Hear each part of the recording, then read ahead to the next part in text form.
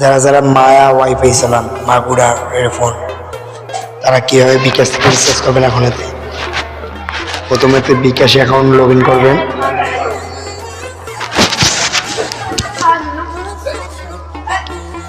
BKash log in করার পরে আপনারা যাবেন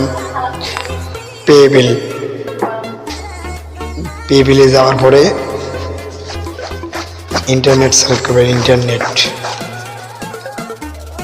ইন্টারনেট সিলেক্ট করার পরে উপরে সার্চিং করবেন মায়া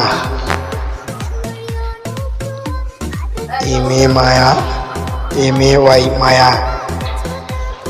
আইসার পরে সবার নিচেরটা যে আছে ওইটা চাপ দেবেন। দেওয়ার পরে আপনারা মোবাইল যে নাম্বার দিয়ে অ্যাকাউন্ট খুলেছেন সেই নাম্বারটা এখানে টিপবেন। টিপার পরে সিলেক্ট করবেন মাস, কি মাসে রিচার্জ করবেন। আমি নভেম্বরে রিচার্জ করলাম।